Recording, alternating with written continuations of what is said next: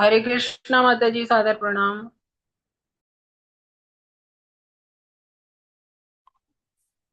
हरे कृष्णा माता जी। प्रणाम।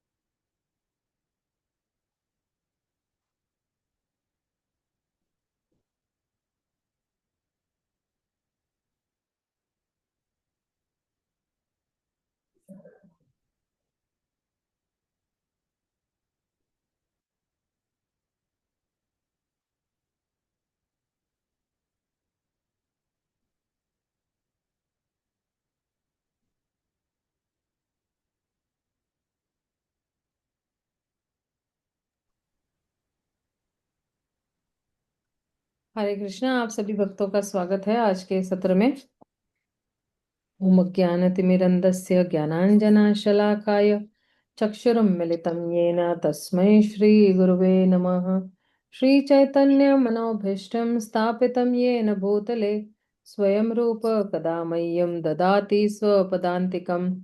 वन्देऽहं श्रीगुरून् श्रीयुतपदकमलं श्रीगुरून् वैष्णवांश्च श्रीरूपं साग्रजाताम् सहगण रघुनाथान्वितं तं सजीवं साद्वैतं सार्वभौतं परिजनासहितं कृष्णचैतन्यदेवं श्रीराधा कृष्णपदान् सहगण ललिता श्रीविशाखान्वितांश्च नमो विष्णुपदाय कृष्णपृष्ठाय भूतले श्रीमते भक्तिवेदान्त स्वामिनिति नामिने।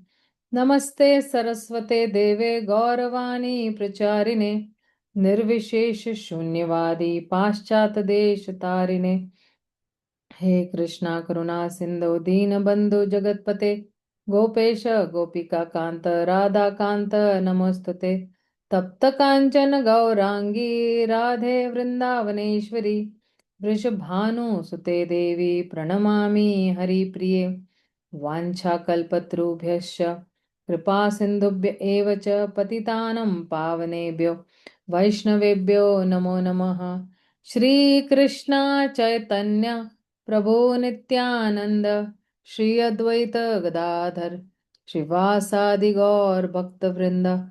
हरे कृष्णा कृष्णा कृष्णा हरे हरे हरे राम राम राम हरे हरे।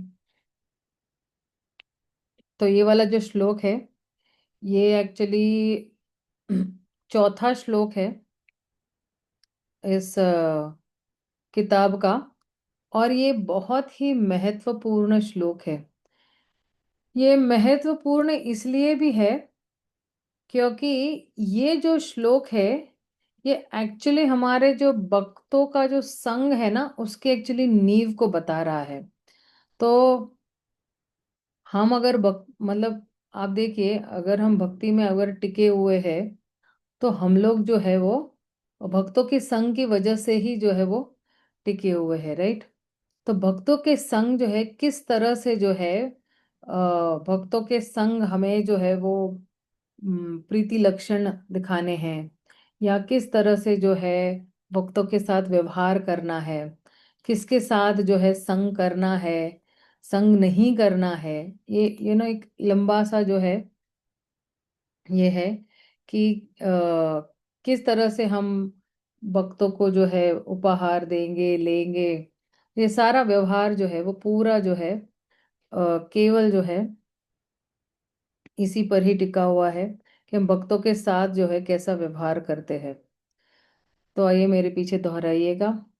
दधाति प्रति घृणाति, तदस्ति प्रतिगृह्णाति, गुह्यम् आख्याति पृच्छति, गुह्यम् गुह्यम् आख्याति आख्याति पृच्छति, पृच्छति। भुङ्क्ते भोजयति चैव, भुडङ्की भोजयति चैत्र, षड्वद् षड्विध प्रीति लक्षणम्।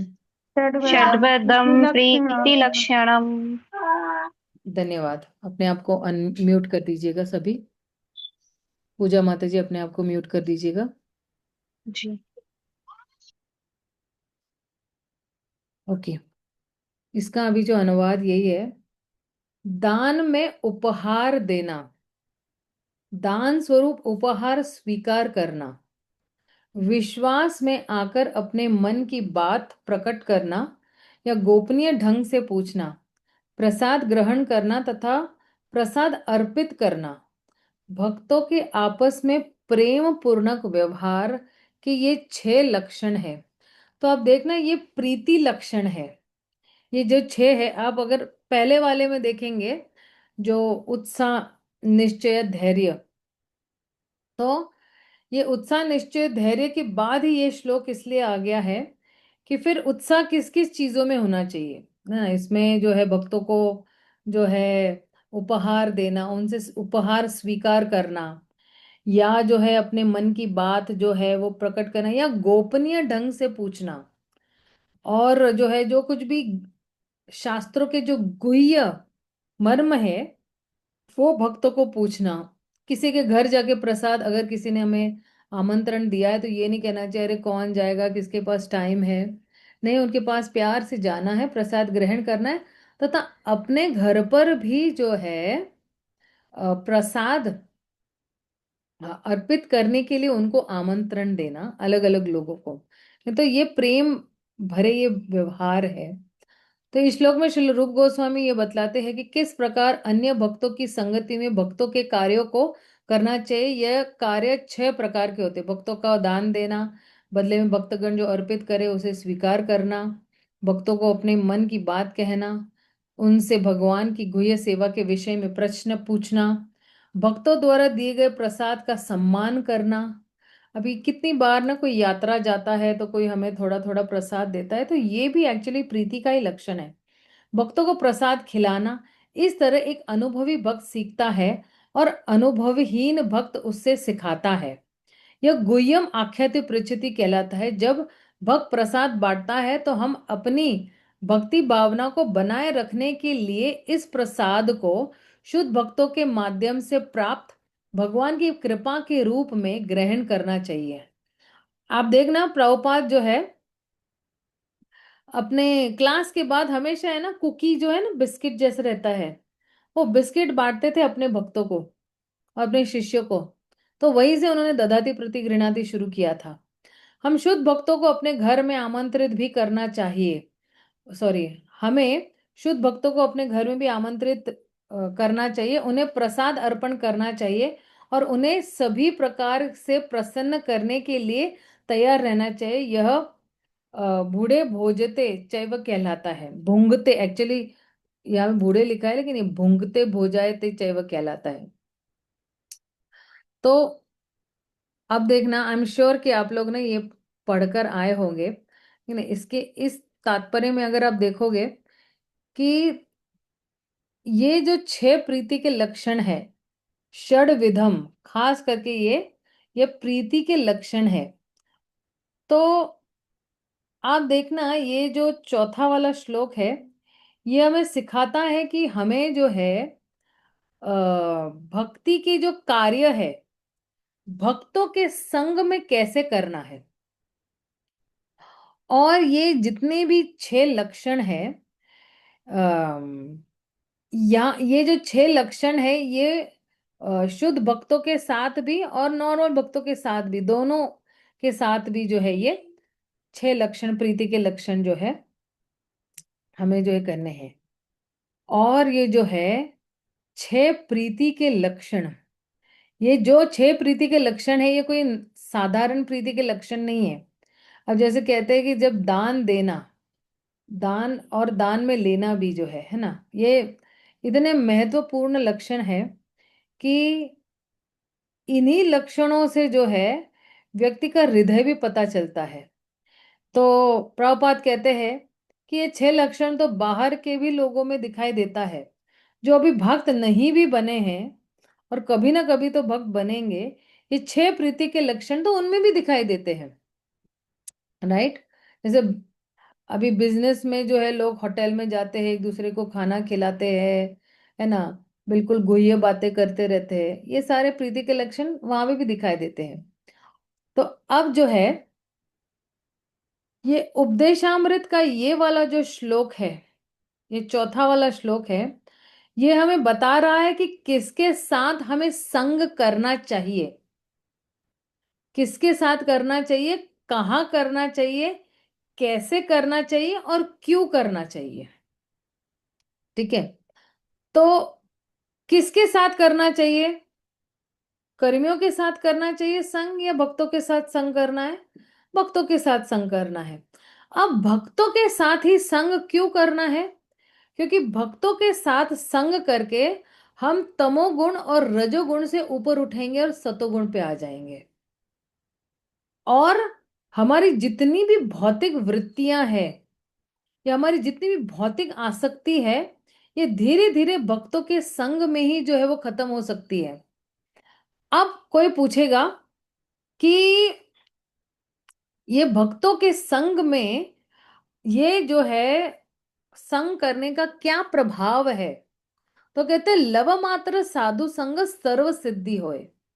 ये भक्तों के संग का एक बहुत, अगर अगर इसी पे एक बहुत बड़ा लेक्चर हो सकता है, लेकिन संक्षेप में यही बता रही हूं मैं कि भक्तों का संग बहुत जरूरी है। क्योंकि जितने भी भक्त है वो खुद भी जो है भगवान के निकट जाने की कोशिश करते हैं और दूसरों को भी भगवान के निकट लेकर आने की कोशिश कर रहे हैं। और शुद्ध भक्त ऑलरेडी भगवान के जो निकट है, तो वो जो है, कहते हैं ना कि वो जो खिंचाव होगा वो बहुत ही बढ़िया खिंचाव होगा। जैसे कोई लोहा है और चुंबक है, तो चुंबक को देखकर लोहा तुरंत ही चिपक जाता है ना, उसी तरह जो है हमें भक्तों से बिल्कुल ऐसी चिपक के रहना है। और जैसे ही भक्तों को देखे और हम चिपकना, मतलब ऐसे नहीं कि लिटरली चिपकना, बट उनका संग लेना, बहुत दुर्लभ होता है भक्तों का संग लेना। तो यही जो है, ये जो भक्त है, ये चुंबक की तरह है। और यही भक्त जो है हमें भगवान की तरफ लेकर जा सकते हैं। तो भक्तों में जो है वो बहुत ही पावर है ना। तो एक सेकेंड ना।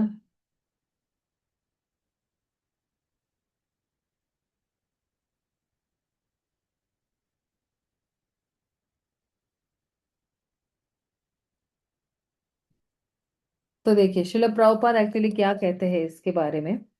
प्रभुपाद कहते हैं कि जब कोई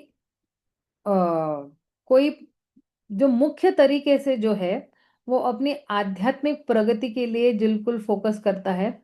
और जब वो आध्यात्मिक प्रगति करेगा तो वो पवित्र भी हो जाएगा। और भक्तों का ये जो संग है उसे एक बहुत ही शक्तिशाली जरिया है जिसके माध्यम से वो पवित्र हो सकता है। और भक्तों के संग में ही आप नवदा भक्ति बहुत अच्छी तरह से कर सकते हैं, जैसे श्रवणम, कीर्तनम, विष्णु स्मरणम, अर्चनम, वंदनम, दास्यम, साख्यम, आत्मनिवेदनम। ये जो क्रियाएं है ये बहुत प्रभावशाली और प्रबलशाली, ये दोनों तरीके से जो है, ये दोनों गुण जो है उनमें है। और इस तरह से जो है हमारी भक्ति की प्रगति हो सकती है। तो जब कोई भगवान की चर्चा करता है तो तुरंत ही जो है भक्तों के संग में आप भगवान की बहुत सराहना कर सकते हो। वैसे आप अकेले कुछ भी पढ़ोगे या अकेले हम कहीं पे भी कुछ भी जाएंगे तो इतना हमको उस जगह का प्रभाव नहीं लगेगा या उतना हम सराहेंगे नहीं उस जगह को, राइट। लेकिन जब भक्तों के संग में हम कोई भी कार्य करते हैं, श्रवणम, कीर्तनम, विष्णु स्मरणम, तो फिर जो है एक तो हमें वो शक्ति देता है, कहते हैं संग में ही शक्ति है, टीम वर्क में ही शक्ति है। और फिर जो है यही संग की जो शक्ति है भगवान को बहुत प्रसन्न करती है। जैसे आप देखोगे चौथे स्कंद में जो है भगवान ने जो प्रचेता है, प्रचेता को बिल्कुल प्रसन्न हो गए थे कि ये तीन दसों भाई जो है वो बिल्कुल एक साथ हर जगह पर जाते थे। तो भगवान ने जो है उनको आशीर्वाद दिया कि मैं बहुत प्रसन्न हूं आपके इस एकजुट संग में रहकर। तो आप मांगो, आपको जो वर मांगना है मांगो। तो भगवान भी बहुत प्रसन्न होते हैं जब वो देखते हैं कि लोग जो है एक संग में आकर उनके नामों का उच्चारण कर रहे हैं। तो इसलिए जो है ये संघ की बहुत महिमा है। अगर संघ का मैं बताने जाऊंगी तो बहुत ही समय हो जाएगा। और कहते हैं ना कि अ, नारद मुनि का संग लो, शुद्ध भक्तों का संग लो, शिल प्रभुपाद का संग लो। तो कहते हैं कि तुल्यामलावेना पीस ने आज एक्चुअली क्या था, मैंने एक्चुअली मेरे इस पे डाला हुआ है, मैं एक्चुअली ढूंढ रही हूँ वो, मैं पढ़ भी रही थी। एक सेकेंड, मेरा स्टेटस खोलती हूँ मैं जरा। हम्म यत्सेवया भागवता कुतस्थया मधुद्विषरतिरसो भवेत्तीव्रः पादयोर्व्यासनादना। ये भागवतम का तीसरे स्कंद का 7वें श्लोक का 7वें अध्याय का 19वां श्लोक है। कहते हैं कि कोई भी जो है गुरु के जो है चरण कमलों की सेवा करना, गुरु के चरण कमलों की सेवा करना मतलब ही जो है उनके आदेशों का पालन किया, तो तुरंत ही उसको जो है एक आध्यात्मिक स्फुरित जागृत हो जाएगा। और ये जब आध्यात्मिक स्फुरित जागृत हो जाएगा तो ये क्या खत्म कर देगा, आपकी जितना भी भौतिक क्लेश है वो सारा जो 1 सेकंड में जो है वो जो है खत्म कर देगा। और इसलिए जो है हमें जो संग करना है वो केवल ही केवल भक्तों का संग ही करना है, बाकी किसी का संग करना नहीं है। तो अ, अब जो है अगर कोई भौतिक संग कर रहा है तो उसका बहुत मुश्किल हो जाता है। ये तो ये हो गया कि हाथी स्नान करने जा रहा है और बारंबार स्नान करके जो है वो बाहर निकलता है और अपने आप पे धूल डाल रहा है। तो इसलिए भौतिक लोगों का संग इसके बराबर है। ओके, अब कहाँ संग करना है? तो कहते हैं कि 4 प्रामाणिक संप्रदाय है, उसमें से हम आते हैं ब्रह्म माधव गौड़ीय संप्रदाय से। तो कहाँ संग करना है? केवल इस्कॉन के अंतर्गत ही संग करना है। और जैसे इस्कॉन के अंतर्गत ही जो है हम लोग जो है वो 6 प्रकार के प्रीति के लक्षण हम जो है वो व्यक्त कर सकते हैं। तो आप कोई बोलेगा अरे लाइफ मेंबरशिप ये कैसा संग हो गया? तो आप देखना, अगर कोई व्यक्ति लाइफ मेंबर बन जाता है ना इस्कॉन का, तो वो नियमित रूप से भगवान को दान दे रहा है, फिर जो है उसके घर पे एक चिट्ठी पत्र जाता है कि आप अपने घर में भी जो है सत्संग करवा सकते हो। तो वो लोगों को सत्संग के लिए जो है वो आमंत्रित करता है। फिर जब सत्संग में साधु संत आते हैं, साधु संत आते हैं, भक्त लोग आते हैं। देखिए साधु जो ये शब्द है ना, ये शब्द केवल ब्रह्मचारी और सन्यासियों के लिए ये कहते हैं ना कि रिजर्व्ड नहीं है, या ये जो शब्द जो है वो केवल जिसने भगवा कपड़े पहने उसके लिए नहीं है। साधु गृहस्थ भी हो सकते हैं। और जब हम साधु कहते हैं तो उसमें दोनों आ जाते हैं, साधु भी और साध्वी भी आती है।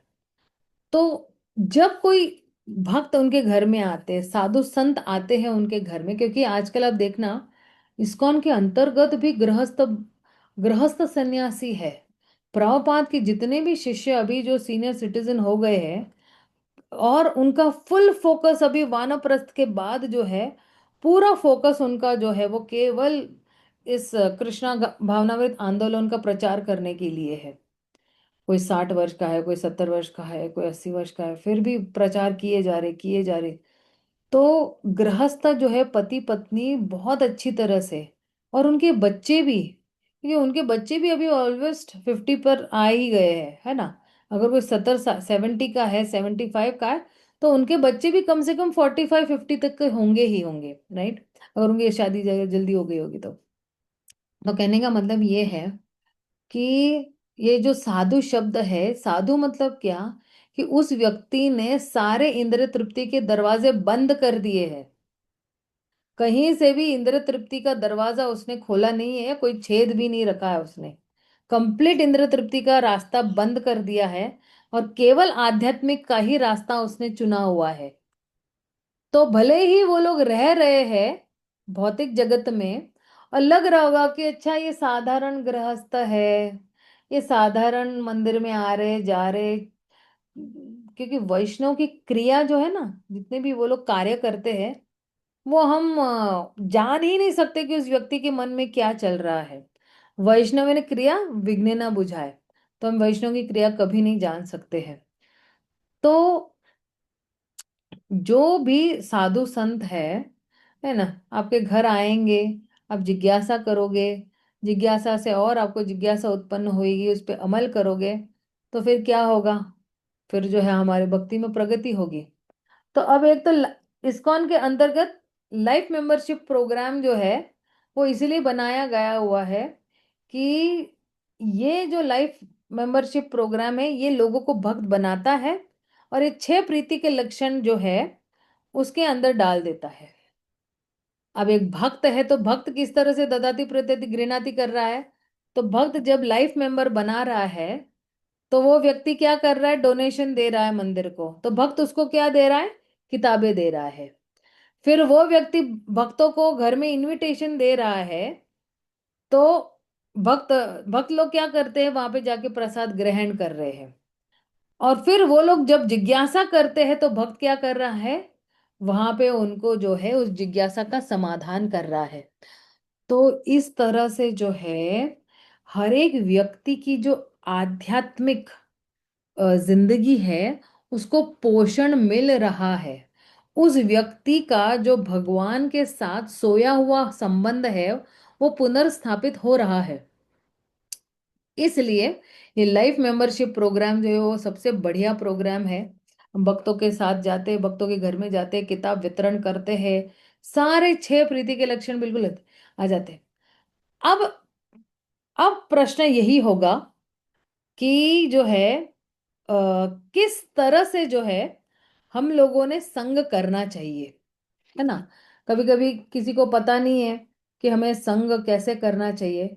तो संग भी करने का एक्चुअली अपना एक तरीका है। तो कहते हैं ना, एक सेकेंड ना।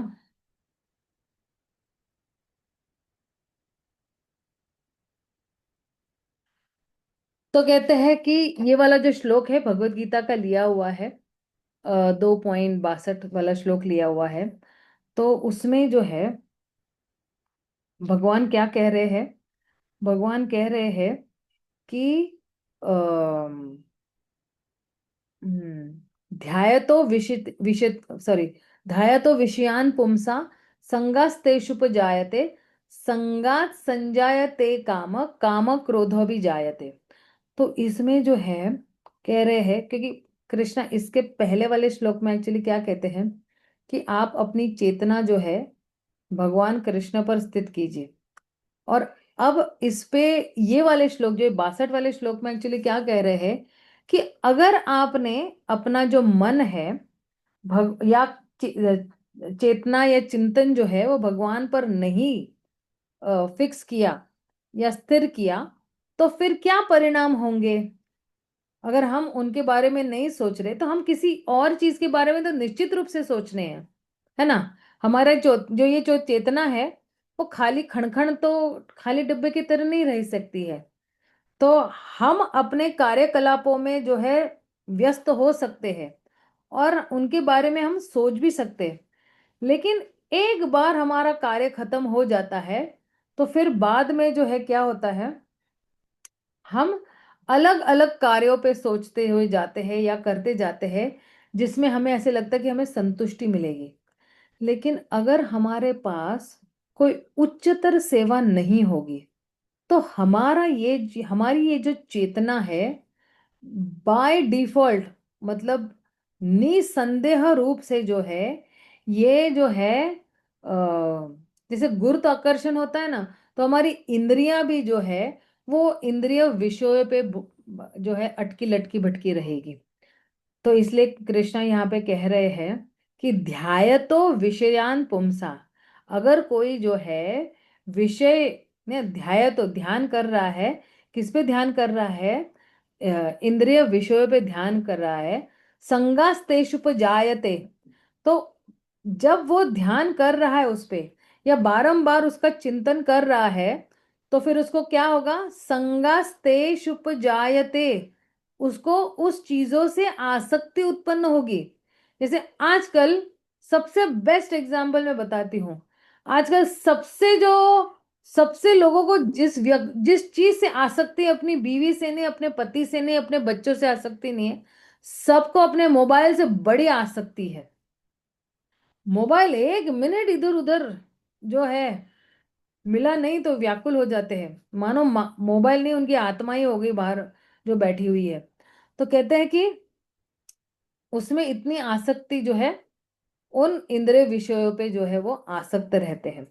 और फिर कहते हैं संगात संजायते कामः, तो फिर इसी आसक्ति से फिर क्या होती है, संगात संजायते कामः, काम यानी इच्छा, और कामात क्रोध भी जायते, तो अभी ये काम यानी क्या, हमारी इच्छा पूरी नहीं हुई तो फिर क्या, क्रोध, तो फिर क्रोध उत्पन्न होने लगता है। तो अब देखिए कि जब हम मतलब हमारी जो इच्छाएं हैं और हमारी जितनी भी एम्बिशंस है वो किस तरह से विकसित होती है, जो हमारा संग है उस पे निर्भर करती है। तो अगर हम जो है विषय इंद्रियों पे संग करेंगे तो हमारी आसक्ति इच्छाएं सब जो है उन इंद्रिय विषयों पर ही हो जाएगी, क्योंकि हम उनका संग ज्यादा कर रहे हैं। मरते वक्त लोग मोबाइलों का बड़ा चाह है उनको, तो मोबाइल जो है अगर मोबाइल की चेतना में गए तो फिर क्या होगा, भगवत धाम नहीं जाएंगे, किसी और योनि में जाएंगे। तो जब हमारी इच्छाएं इंद्र तृप्ति के लिए जो है वो पूर्ण नहीं होती है तो वो क्रोध में जो है वो प्रकट हो जाती है। और ये जो है ये सिलसिला चलता ही रहता है। लेकिन यहाँ पे एक महत्वपूर्ण सिद्धांत यही है कि अ, अ, हमारा जो ध्यान है, मतलब है ना, मान लो अगर हम लोग रास्ते से चल रहे हैं तो कोई बहुत अच्छी अच्छी चीजें हम देखती है तो वो हमारा ध्यान पकड़ती है। जब वो हमारा ध्यान पकड़ती है एक्चुअली हमें ही पकड़ लेती है वो। तो हमें क्या करना है उस इसमें, कह रहे बहुत मतलब उसमें बहुत इतना गहराई में घुस नहीं जाना है। और ये जो है आप देखना कि जितने भी एडवर्टाइजमेंट्स है ना, ये एडवर्टाइजमेंट्स क्या करती है, बार बार है ना एक ही एडवर्टाइजमेंट दो दो बार बार चार चार पांच पांच बार वो लोग फ्लैश करते हैं, या बिल बोर्ड्स में है या आप यूट्यूब पे भी जाओगे, कोई प्रवचन चल रहा है, उसमें बार बार वो एडवर्टीजमेंट घुसाते रहेंगे। तो ये जो है एक खास एक पिक्चर या इमेज बना रहा है, या फिर एक ध्वनि उत्पन्न कर रहा है। और फिर क्या करती है, हमारी जितनी भी इंद्रियां हैं ना, उनको उत्तेजित करना शुरू कर देती है। जैसे किसी ने मान लो कि कोई लंबोर्नी कार का एडवर्टाइजमेंट देखा है, बहुत बड़ी कार है वो लंबोर्नी, बहुत महंगी भी कार है वो। अब उसने उसका पिक्चर देख लिया, आंखों से देख लिया, उसका कलर भी देख लिया, कानों से सुन भी लिया उसके गुणगान। अब क्या होता है कि अभी उसके दिमाग में ये घुस गया है, अभी मुझे ये लेना है, अभी मुझे, जब तक वो उसको मिलेगा नहीं, उसको शांति नहीं मिला। तो जब हमारा जो क्या कहते हैं ना, हमारा ध्यान उसने जो है हर लिया है, तो फिर जो है हम फिर इस कुएं में गिरते ही जाते हैं। संगात संजायते काम, काम वासना बढ़ती रहेगी कि मुझे ये लंबोर्नी कार चाहिए, मुझे लंबोर्नी कार चाहिए। और फिर जो है काम और क्रोध भी जायते, अगर वो चीज हमें नहीं मिलती है, हमारी इच्छा की पूर्ति नहीं मिलती है, तो फिर हम क्या हो जाते हैं, हम बिल्कुल क्रोधित हो जाते हैं। और इसलिए ध्यायतो विषयान पुंसा, विषय यानी जो है इंद्रिया, इंद्र विषयी, है ना। और आप देखोगे कि जब ये लोग कहते हैं, किसी मूवी में भी देखो कि हम देखते हैं कि कोई बिल्कुल वायलेंस वाली है, या कुछ ऐसी ऐसी पिक्चर बताते हैं, तो कोई ये सोचता है कि नहीं नहीं नहीं, ये ना एक्चुअल लाइफ में तो थोड़ी ना ऐसे होता है कि कोई ऊपर से कूद रहा है बिल्डिंग से और नीचे गिर गया इस तरह से। तो लोगों को ऐसे लगता है कि अरे नहीं नहीं नहीं, ये ना, ये तो केवल रियल लाइफ में है, रियल लाइफ यानी पिक्चर की लाइफ में होता है, जिंदगी में ऐसे होता है। लेकिन रियल लाइफ में तो ऐसे नहीं होता, ये तो केवल एंटरटेनमेंट के लिए है, मौज मस्ती के लिए है। लेकिन अगर वो सचमुच ऐसा केस होता, तो फिर क्यों इतना कंटेंट है इंटरनेट पर, क्यों ये एडवर्टाइजमेंट एजेंसी जो है कितना सारा पैसा जो है उस एडवर्टाइजमेंट में लगा देते हैं। एक एडवर्टाइजमेंट अगर आपको करनी है, तो आप सोचना पूरी एजेंसी बनी हुई है एक छोटी सी एड फ्लैश करने के लिए, जो कोई भी यूट्यूब शॉर्ट पे भी हो सकता है। लेकिन एडवर्टाइजमेंट एजेंसी लाखों करोड़ों पैसा खर्चा करती है अपना प्रोडक्ट्स जो है प्रमोट करने के लिए। तो एडवर्टाइजमेंट एक्चुअली जो है लोगों को जो है ना एंटरटेनमेंट करने के लिए नहीं ये डिजाइन किया गया है। कंपनी जो है वो बहुत बड़ा बड़ा पैसे का इन्वेस्टमेंट इसलिए करता है। अब देखना एडवर्टाइजमेंट कितनी सेकंड की होगी, 10 या 15 सेकंड की होगी, है ना, या ज्यादा से ज्यादा 30 सेकंड की होगी।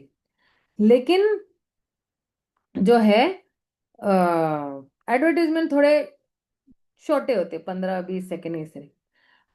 अब जो है, अगर ये जो ग्राहक है, क्योंकि हम लोग सब कंज्यूमर है ना कुछ कंज्यूम मतलब क्या, कुछ ना कुछ ग्रहण कर रहे हैं, है ना। कोई अगर कोका कोला पी रहा है तो कंज्यूमर है कोका कोला का, कोई अगर फैंटा पी रहा है, कोई अगर चिप्स खा रहा है, कोई अगर चॉकलेट्स खा रहा है, तो सारे कंज्यूमर बन गए हम लोग, ग्राहक बन गए ना उन कंपनियों के।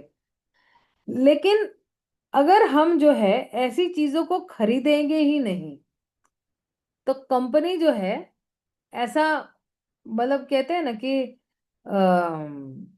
अगर कंपनी ने ऐड बनाया ही नहीं तो कोई खरीदेगा कैसे, तो कंपनी को तो बनानी ही है ऐड। लेकिन अगर हम खरीदेगी ही नहीं, मार्केट ही नहीं रहेगा, तो कंपनी तो अपने आप ही बंद हो जाएगी। तो सच्चाई क्या है कि कंपनी इतना सारा पैसा जो है एडवर्टाइजमेंट में डालती है, ताकि उनको जो है उस प्रोडक्ट से लाभ मिले, और फिर जो है उनका बिजनेस जो है वो चल पड़े, और लोग जो है बारंबार उसके प्रोडक्ट के प्रति जो है वो एक बार नहीं, 100 बार नहीं, 1000 बार वो आता रहे।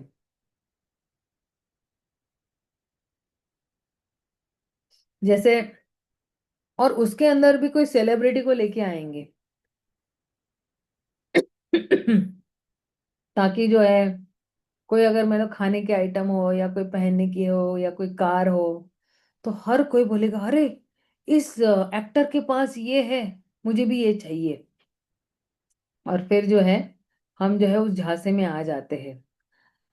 अब जो है आ, हर कोई चीज जो हम देखते हैं हमें प्रभावित नहीं करती है या हमें अपनी तरफ खींचती नहीं है, लेकिन जो कुछ भी हमारे आंखों के दायरे के अंदर जो है जो आंखों ने खींच लिया, ज्यादा करके तो एक्चुअली 80% काम आंखें करती है। ये जो आंखें हैं, ये आंखों ने जो है उस पिक्चर को अपने दिमाग में खींच लिया है ना। और फिर जो है उसको सुन के उसको देख कर जो है फिर हमारा अगला कदम वैसी होगा। तो ये जो सिद्धांत है ये समझना बहुत जरूरी है। क्या समझना जरूरी है? कि अगर हमें अपने आप को मुक्त करना है ऐसे जालों से, ये जाल है, ये कंपनियां हमारे पे जाल डालती है, एडवर्टीजमेंट्स का बड़ा जाल है, ये जाल हम पर डालती है और हम क्या हो जाते, हम जो है इसके अंदर बिल्कुल वशीभूत हो जाते हैं। और क्योंकि ये वाले जितनी भी एडवर्टाइजमेंट्स ना इतना हमें उनके अंदर खींच लेते हैं, तो हमें जो है इनकी पैतरों की वजह से हमें पता होना चाहिए कि किस तरह से ये लोग ऑपरेट करते हैं। तो मतलब क्या कि जब भी कोई एडवर्टाइजमेंट अगर फ्लैश हो रहा है आपके यूट्यूब पे या कोई आपके टीवी पे या कोई बिल बोर्ड पे या कोई किसी ने व्हाट्सएप के मैसेज के माध्यम से भेजा हुआ और आपने देख लिया है, तो क्या करता है हमारे एक एक सब कॉन्शियस माइंड में जाके वो एक छवि बना लेता है अपने आप में। और फिर जो है ये जो है बारंबार जो है उस चीज को याद करने की कोशिश कर रहा है और फिर अलग अलग जो है तरीके से जो है वो बार बार जो है वो आपको जो है धक्का देता रहेगा। चलो जाके ये चीज ले लो, चलो जाके ये चीज के बगैर तुम रह ही नहीं सकते। जैसे मान लो जन्म से लेके अभी तक हम उस चीज के बगैर जिंदा तो है ही ना, मर तो नहीं गए ना उसके बगैर। अगर आपने उसको नहीं खाया, उसको नहीं चखा, उसके अंदर नहीं घूमे, उसको पहना नहीं, उसको चखा नहीं, तो मर गए हम लोग ऐसे लगता है। इसलिए जो है आ, हमारा ये जो हमारी ये जो बुद्धि है या हमारा ये जो मस्तिष्क है जिसको बोलते हैं ब्रेन जिसको बोलते हैं, ये क्या करता है, एक अ, एक एक वायर लगा देता है हमारे, मतलब जैसे जैसे हम बर्ताव करते हैं ना, तो एक वायर लगा देता है। जैसे कंप्यूटर में होता है ना कि अगर कोई कोई चीज स्टार्ट करनी हो तो फिर एक प्रोग्राम लिखा जाता है, तो उस प्रोग्राम के ऊपर फिर कंप्यूटर अपना काम करे। तो कहते हैं कि अ, ये जो विचार है ये जो एक दूसरे से जो है वो कड़ी जुड़ते जाती है। और फिर जो है ये जब कड़ी जुड़ते जाती है, जब मैंने मान लो जब मैंने किसी एक वस्तु को देखा है ना, और इस एक वस्तु को देखकर जो है मेरी आंखें बार बार मेरी चेतना उसी के पीछे लगी रहती है, जब तक मिलेगी नहीं उसको चैन नहीं पड़ेगा। तो फिर जो है ये हमारी आदत सी बन जाती है। बीच में अभी मैं कहाँ सुन रही थी कि अगर किसी के पास कोई गंदी आदत है तो एक्चुअली उसके डीएनए में प्रॉब्लम है, क्योंकि बारंबार वही एक्टिविटी करके उसको लगता है कि हाँ हाँ ये नॉर्मल है, ये बिल्कुल नॉर्मल है। जैसे मान लो किसी को आदत है कि अ, रोज मान लो 8 बजे उठने की आदत है, चलो ठीक है ना, तो उसको लगता है बड़ा नॉर्मल है। किसी अभी मैं वक्त की बात कर रही हूँ, ओके, वक्तों को लगता है हाँ ठीक है 8 बज गए हैं, चलो ठीक है पूरा दिन पड़ा हुआ है माला करने के लिए, इस तरह से। तो बिल्कुल उसके डीएनए में घुस गया कि 8 बजे मतलब बिल्कुल नॉर्मल टाइम है, 7 बजे मतलब बिल्कुल नॉर्मल टाइम है, मैं कभी भी उठ सकता हूँ मैं। लेकिन हमें भी पता है ब्रह्म मुहूर्त में उठने का क्या लाभ है, अभी उसने सुना भी है ब्रह्म मुहूर्त में उठने के लाभ वाभ सब, सब कुछ सुन के हो गया है उसका। लेकिन फिर भी उसकी ये जो गंदी आदत है देर तक उठने की, क्योंकि देर तक सोएंगे तो देर तक उठेंगे। तो उसकी ये जो गंदी आदत है ये छूटती नहीं है, क्योंकि वो बिल्कुल अंदर जाके जहन में बैठ गया है। भले लोग डीएनए वीएनए जो भी कहे, लेकिन एक उसके एक सूक्ष्म शरीर में जाके वो बैठ गया हुआ है। और इसलिए जो है, हालांकि हमारी जो ये जो सोच है वो बदल सकती है, ऐसा नहीं कि हम नहीं बदल सकते। अभी आप देखना, इस्कॉन में आने से पहले कितने लोग सुबह 11-11 बजे उठते थे, अब वो लोग उठते हैं 3 बजे। उनको पता चल गया कि हम जो कर रहे थे वो गलत कर रहे थे, अच्छा नहीं कर रहे थे। 11 बजे कोई उठने का टाइम है क्या, जब पूरा सूरज हमारे सर पर चढ़ गया है।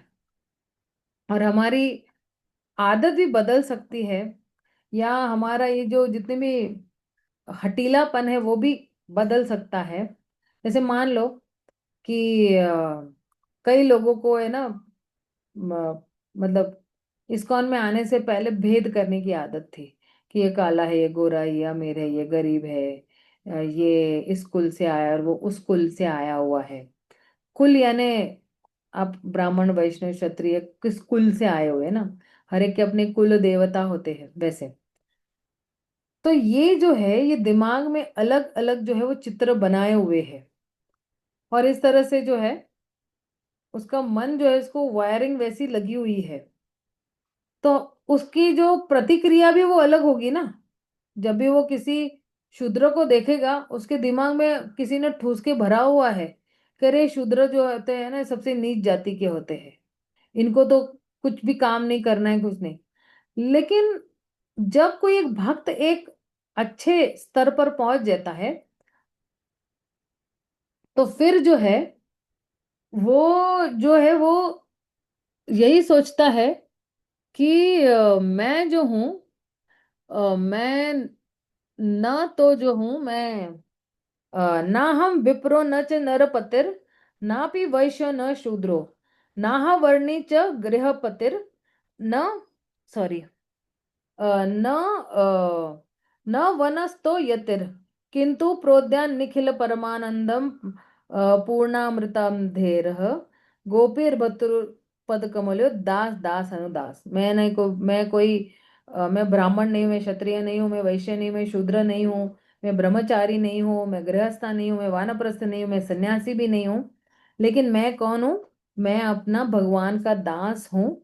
और मैं दास दास दासों का भी दास हूँ, क्योंकि भगवान जो है बिल्कुल एक बड़े अमृत के सागर की तरह है, और उनके पास ही जो ये दिव्य आनंद है।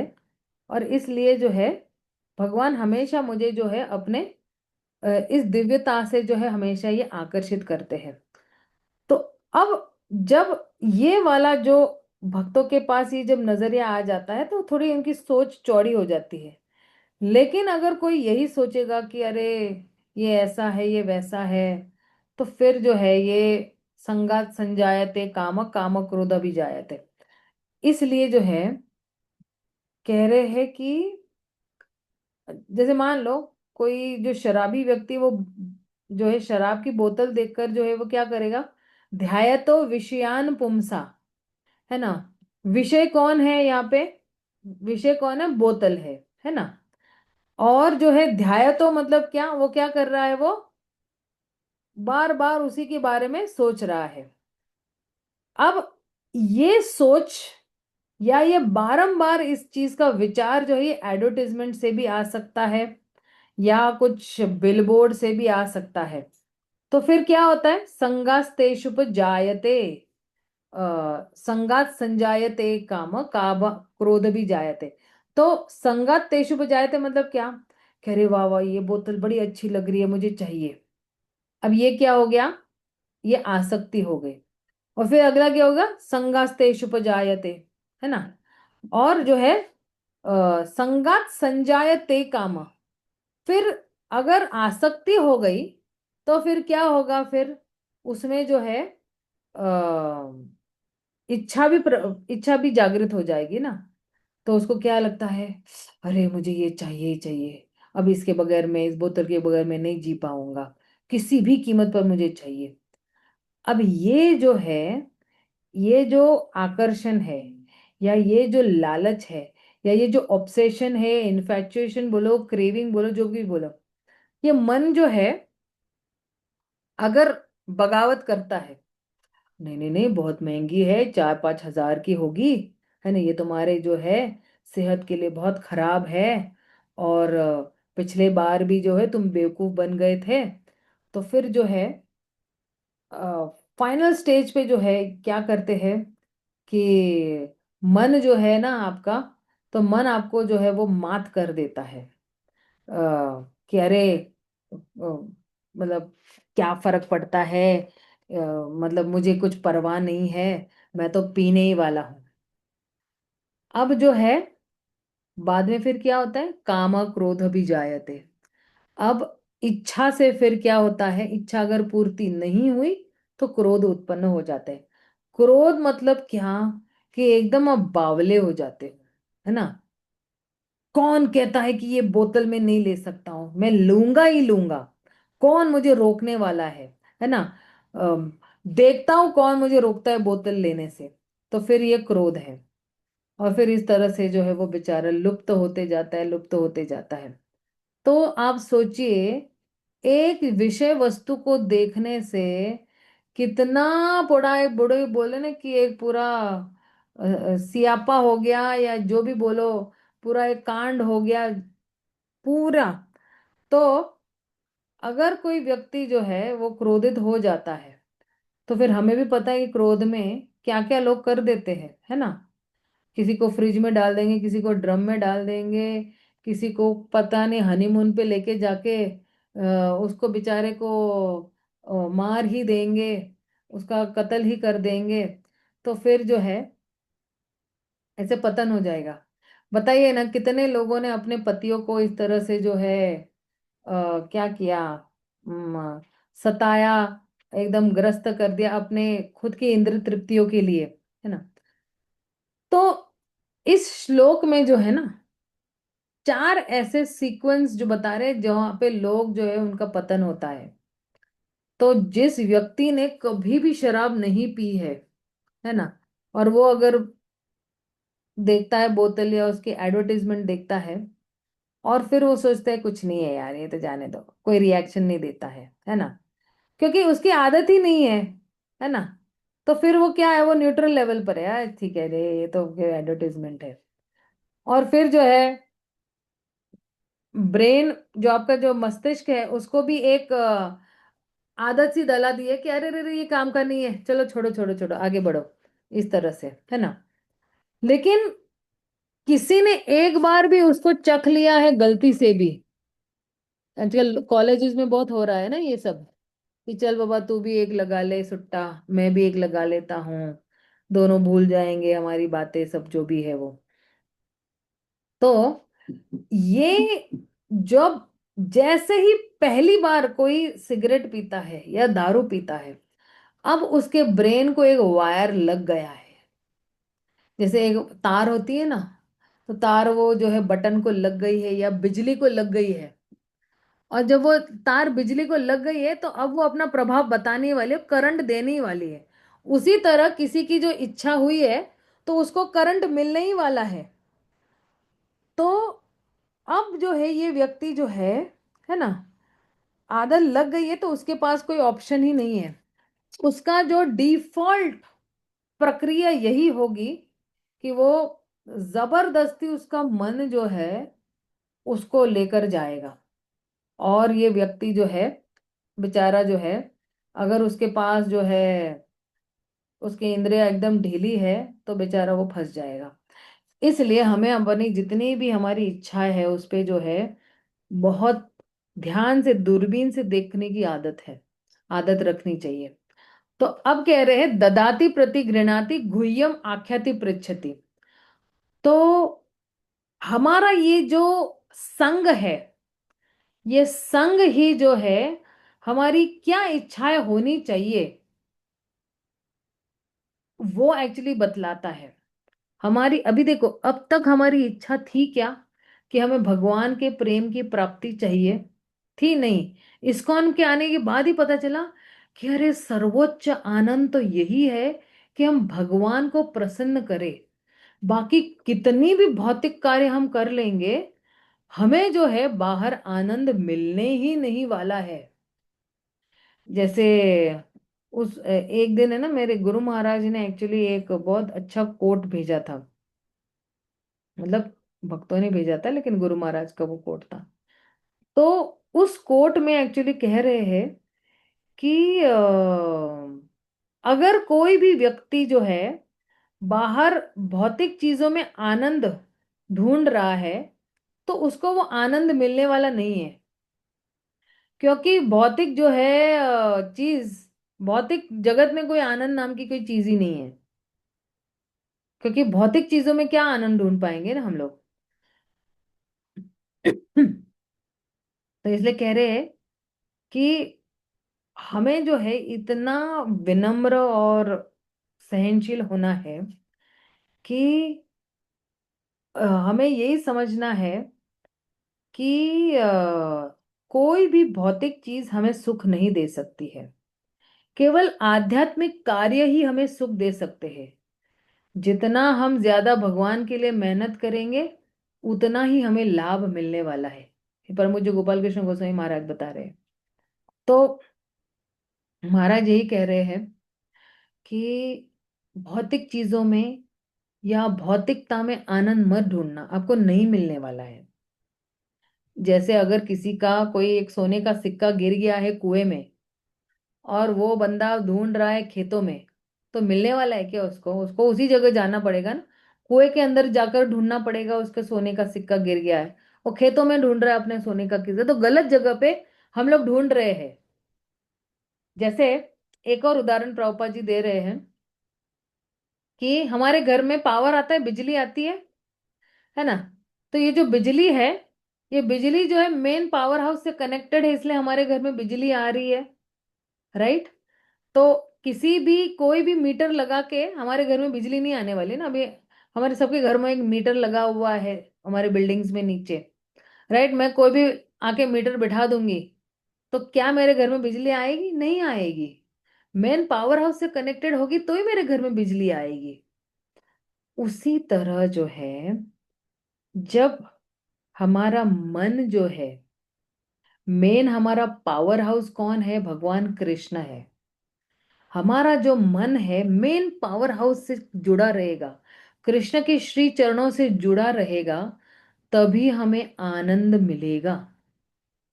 और अगर जैसे बिजली, किसी भी खंबे को जाके आप वायर जोड़ दो, तो बिजली आने वाली नहीं है, राइट। उसके लिए एक प्रामाणिक जो है बिजली घर चाहिए, उस बिजली घर से पावर आएगा। तो हमारे लिए प्रामाणिक जो बिजली घर है भगवान के श्री चरण है। तो हम क्या कर रहे हैं? बिजली ढूंढ रहे खंबे में, और वो खंबा जो है वो मेन पावर हाउस से कनेक्टेड ही नहीं है। तो भौतिक चीजें जो है वो भगवान से कनेक्टेड ही नहीं है, जुड़े ही नहीं है, क्योंकि वो क्या है? जड़ है। और जड़ नहीं बोलता है, नहीं चलता है, उसके कोई अंदर फीलिंग्स नहीं है, उसके अंदर कोई चेतना नहीं है। इसलिए जड़ चीज कभी भी हमें आनंद नहीं देने वाली है। लेकिन चेतन चीजें जो है, जिससे हम जुड़े हैं, तो कौन है चेतन? भगवान है। भगवान के भक्त जो है पूरी चेतना में है भगवान के। तो जब हम इनसे जुड़े रहेंगे, गुरु, साधु, वैष्णव, शास्त्रों से जुड़े रहें, ये शास्त्र भी जो है वो जीवित है, इनमें भी चेतना है। क्योंकि ये जितने भी ग्रंथ है, ये भगवान ग्रंथावतार में आए हैं। श्रील सनातन गोस्वामी जो है एक अपनी स्तवमाला में कहते हैं, सर्वशास्त्रादि पीयूष, सर्ववेदैक सत्फल, सर्व सिद्धांत रत्नाढ्य, सर्वलोकैक दृक्प्रद, श्रीमद् भागवत पुराण। क्या है? श्रीमद् भागवत पुराण। ओ गॉड, स्तवमाला का वो श्लोक बीच बीच में भूल जाती हूँ मैं।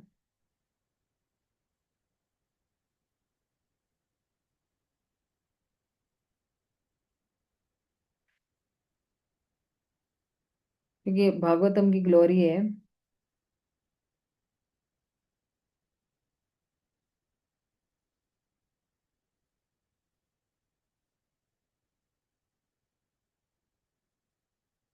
हम्म। तो कह रहे हैं ये एक्चुअली ना ये बहुत ही बढ़िया श्लोक है स्तवमाला से, और एक्चुअली बहुत बड़ा श्लोक है एक्चुअली। तो कह रहे सर्व भागवत प्राण श्रीमद् भागवत प्रभो कलि द्वंद्व आदित्य श्री कृष्ण परिवर्तित। तो कह रहे सर्व शास्त्रादि पीयूष, जितने भी शास्त्र है उन सब को इकट्ठा, या उनका मतलब ना उनको घोटा जाएगा, है ना। सारे वैदिक जितने भी ग्रंथ है वो पूरा सागर है, और उन पूरे सागर को अगर घोटा जाएगा, भागवतम जो है वो ऐसा जो है पीयूष है। तो सारे ग्रंथों को जो है वो घोटने से एक श्रीमद् भागवतम निकल के आए। और सद पीयूष, तो फिर जैसे समुद्र मंथन में भी है, तो समुद्र मंथन में भी जब मंथन किया था तो पहले क्या निकल के आया था? विष निकल के आया था। और फिर क्या निकल के आया? पीयूष। पीयूष यानी क्या? अमृत। पीयूष निकल के आया था। तो कह रहे हैं कि ये जो श्रीमद् भागवतम है ये पीयूष है, सर्व वैदिक सत्फल। अगर जो है सारे वेदों को एक बड़ा पेड़ मानो, बहुत सारी टहनियां हैं और बहुत सारे जो है वो क्या कहते पत्ते हैं उसके, तो सर्व वैदिक सत फल, एक फल जो है वो सत फल है, वो दिव्य फल है, जिसमें जैसे निगमकल्पतरोर्गलितं फलम सुखमुखाद अमृत द्रव्यम पिबत भागवतम रसिको रसिक भुव भाविक। तो कहते हैं कि ये जो श्रीमद् भागवतम है ये ऐसा जो है फल है, निगम कल्पतरोर गलितम फलम, ये ऐसा पका हुआ गला हुआ फल है। ये फल में जो है वो छिलके नहीं है और गुठली भी नहीं है, ये केवल रस है, रस। तो ये श्रीमद् भागवतम कह रहे हैं ये रस से भरा पड़ा हुआ है। और कह रहे हैं कि सर्व सिद्धांत रत्नाढ्य, जितने भी सिद्धांत है, जितने भी आध्यात्मिक सिद्धांत है उनका एक्चुअली ये सार है, सिद्धांत रत्नाढ्य। जैसे मेरे गले में अगर अभी देखो ये एक मोती की माला है, लेकिन ये मोती की माला है ना बिल्कुल आकर्षित नहीं लगती है, लेकिन इसी मोती की माला में अगर मैंने एक पेंडेंट डाल दिया तो बड़ा आकर्षित लगेगा, राइट। तो ये जो श्रीमद् भागवतम है, अगर शास्त्र मोतियों की माला है तो श्रीमद् भागवतम वो पेंडेंट की तरह है। और सर्वलोकैक दृक् प्रदह, तो कहते हैं कि सर्व सभी लोगों को केवल एक ही आध्यात्मिक दृष्टिकोण दे रहा है, पूरे विश्व को एक ही आत्मिक। तो ये कह रहे हैं सर्व भागवत प्राण, ये सारे वैष्णव का क्या है? ये प्राण है। और कह रहे हैं श्रीमद् भागवत प्रभु, मतलब स्वयं भगवान है। और कली द्वंद्व आदित्य, तो कली जो है, ये कली जो है कलयुग जब आया है ना, तो उसके साथ क्या लेकर आया? अंधकार लेके आया। लेकिन कली द्वंद्व आदित्य, आदित्य यानी सूर्य, तो ये श्रीमद् भागवतम जो है वो सूर्य की तरह बिल्कुल प्रकाश फैलाने के लिए इस कलयुग में आया हुआ है। श्री कृष्णाय नमोस्तुते। तो जो है आप स्वयं कृष्ण अवतार हो, ग्रंथ अवतार हो, श्रीमद् भागवतम जो आए हुए हैं हमारे ही बीच में। तो इसलिए जो है कह रहे हैं कि इसका जो एक एक शब्द है वो केवल जो है प्रेम की वर्षा बरसाने वाला है। अभी कई लोग सोच सकते हैं कि अरे बहुत 10 बार 20 बार मैंने तो पढ़ लिया भागवतम, कुछ तो मुझे दिखाई नहीं दिया। लेकिन जो है ये जो भागवतम है वो भक्तों के संग में पढ़ी जाती है, अकेले में पढ़ेंगे थोड़ी मुश्किल हो जाती है। तो भक्तों के संग में पढ़ोगे तो फिर जो है आपको एक एक शब्द ऐसे लगेगा कि बस केवल प्रेम की वर्षा हो रही है भगवान की तरफ से। तो अब ये है भक्तों के संग का प्रभाव। तो दधाति प्रति गृणाति क्या हो रहा है? दधाति प्रति गृणाति में ये हमारा ये जो भौतिक जो संग है वो जो है वो खत्म हो रहा है, और ये जो आध्यात्मिक संग है ना। तो ये जो जैसे हम लोग तो अभी बिजली की बात कर रहे थे, तो हमारे जीवन में जब भक्तों का संग आता है, भागवतम आती है, तो फिर जो है उदय हो जाता है। इसलिए कहते हैं दधाति प्रति गृणाति। तो हम भगवान का नाम देते हैं, फिर जो है उस व्यक्ति का जो है वो हृदय परिवर्तित हो जाता है। फिर वो जो है नाम अपराध से नाम आभास तक, नाम आभास से शुद्ध नाम तक पहुंच जाता है। और फिर जो है प्रति गृणाति, तो फिर वो जो है वो स्वीकार करने के लिए वो तैयार हो जाता है। जब भी जो है हम दधाती दधाती करते तो वो प्रतिगृणाती भी करने के लिए तैयार हो जाता है। तो इसलिए जो है व्यक्ति की चेतना को बहुत अच्छी तरह से ये बदलेगा। गुह्यम आख्यति पृच्छति मतलब क्या, वो भगवान के बारे में जिज्ञासा करेगा। और गुह्यम आख्यति पृच्छति का ये भी मतलब होगा कि हम लोगों को जाके बताए कि अरे ये भौतिक जगत है, दुखालयम और शाश्वतम है, यहाँ पे रहना खतरे से खाली नहीं है, हमें इस भौतिक संसार से बाहर निकलना है। जैसे जेल से कोई कैदी है, छूटना जरूर चाहेगा, लेकिन दूसरे जो बाहर जेलर है उसको आइडिया पूछता है कि मैं इस जेल से, भौतिक जगत की जेल से मैं कैसे बाहर निकल सकता हूँ।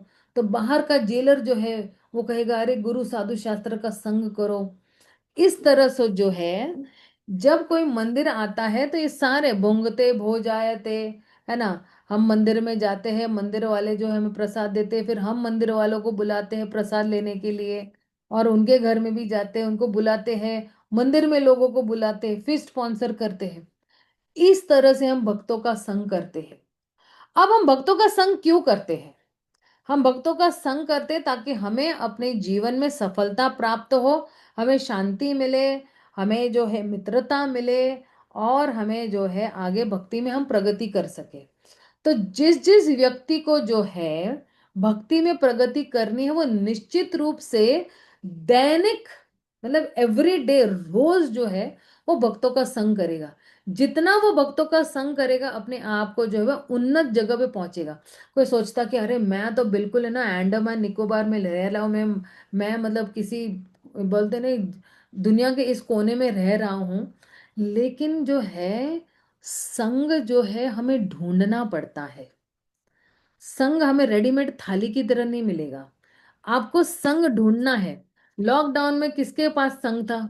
सब जगह सब लॉक्ड हो गया था, लॉकडाउन मतलब सब कुछ बंद था, राइट। फिर भी हम लोग ने जूम के माध्यम से संग ढूंढ ही लिया ना, राइट।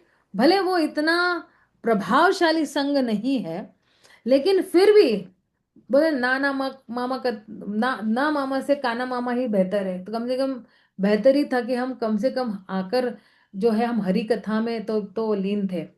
लेकिन जो व्यक्ति है ना प्रामाणिक रहता है ना, उसको रियली भगवान से बहुत इंटरेस्ट रहता है, भगवान में बहुत रुचि है, तो उसको ये इंटरनेट भी बड़ा सुखदाई लगता है। उसको लगता है कि अब कब क्लास शुरू होगी, अब क्लब में बैठूंगा, बिल्कुल पेन पेपर लेके बैठ जाता है। लॉकडाउन में मैंने इतने सीरियस लोगों को देखा हुआ है कि बिल्कुल पेन कॉपी लेके बैठेंगे, फिर उसका सारांश भी बता देंगे हम लोगों को। खास करके मैं एक्चुअली अभी एक कोर्स कर रही हूँ, उसके अंदर अमरेंद्र प्रभु भी वो कोर्स कर रहे हैं। 7वां स्कंद चल रहा है हमारा भागवतम का।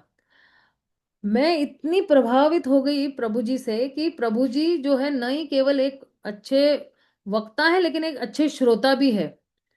तो जो हमारे टीचर है, जब पूरा जो है वो 2 घंटे का प्रवचन देंगे, और अमरेंद्र प्रभु को भी थोड़ा चांस देते हैं बोलने के लिए, बिल्कुल 5-7 मिनट में वो पूरे 2 घंटे का सारांश बता देंगे कि ये चीज बहुत अच्छी थी आपकी, तो इसका सार ये चीज बहुत अच्छी थी आपकी, तो सार ग्रही।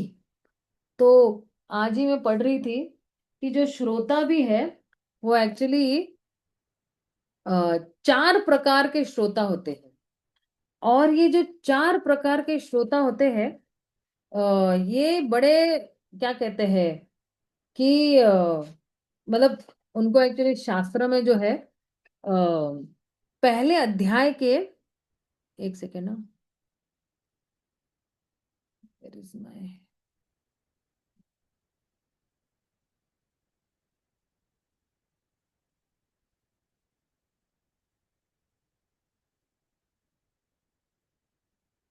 पहले अध्याय के 8वें श्लोक में, सॉरी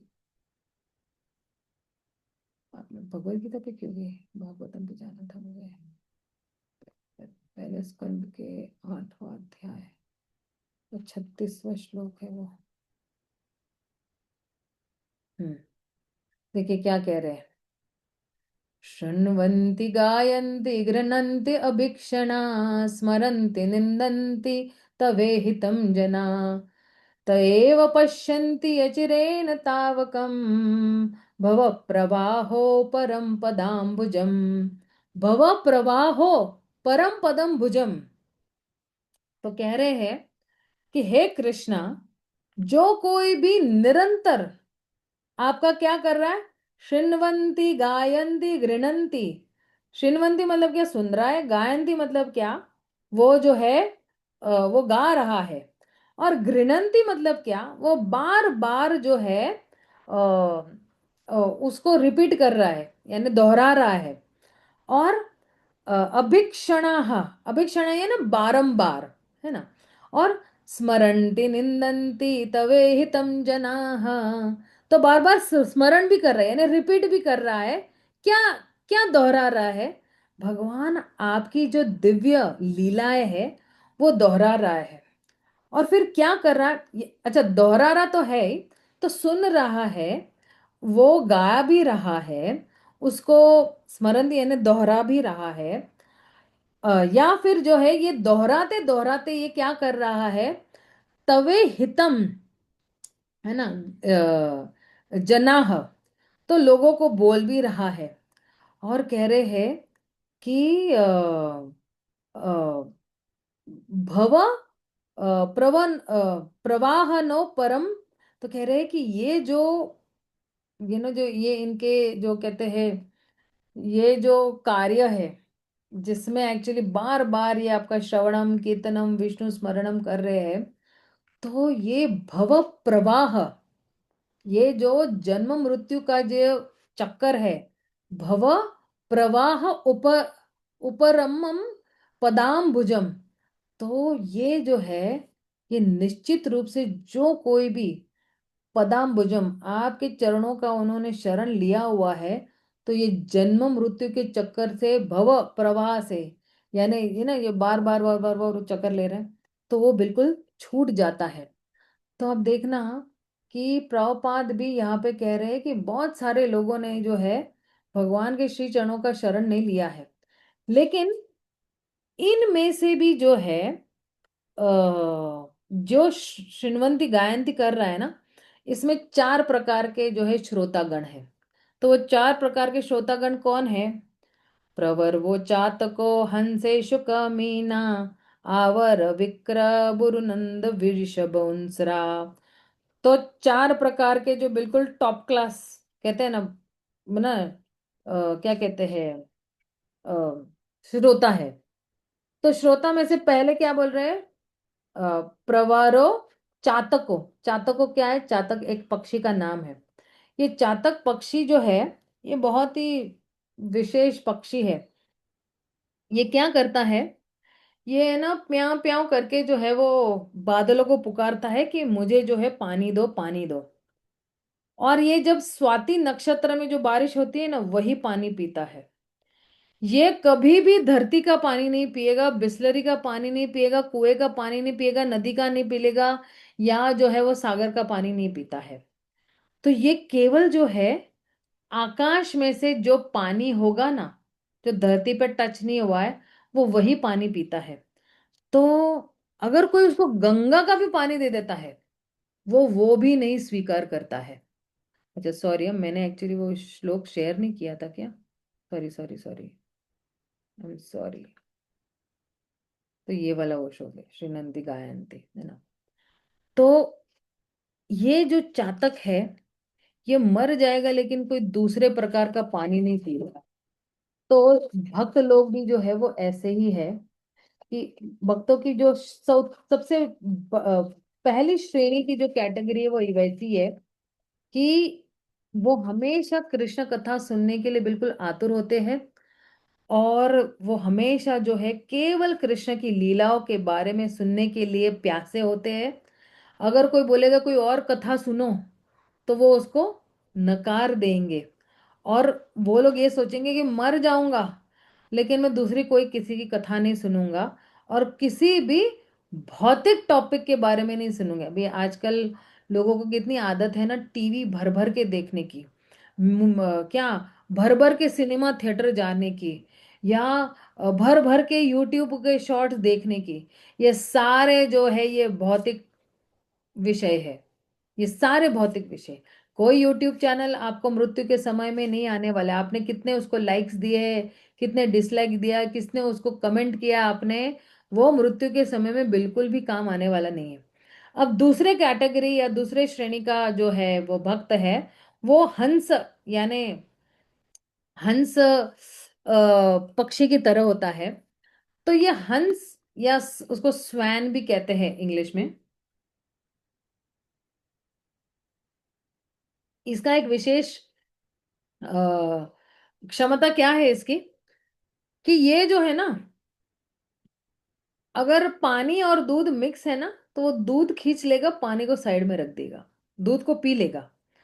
तो इसका मतलब क्या है कि ऐसे भक्तों को, ऐसे हंस जैसे भक्तों के पास जो है दो चीजों को भेद करने की, मतलब खींच निकालने की या सार खींचने की आदत है।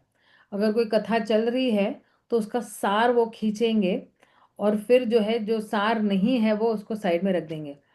तो उनको पता है, भक्तों को, इस कैटेगरी के भक्तों को पता है कि किस तरह से जो है कृष्ण कथा से हमें सार ढूंढना है।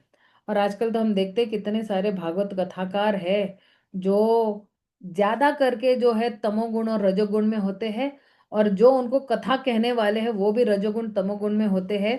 और केवल क्या करते हैं, केवल जो है कुछ कृष्ण की जो है लीलाएं बोलेंगे, कुछ भजन है, कुछ बॉलीवुड ट्यून पे वो लोग कुछ बोलते रहेंगे। और ये जो भजन है किसी संत महात्माओं ने भी नहीं लिखे हैं, कोई भौतिक लोगों ने बीड़ी पी पी के और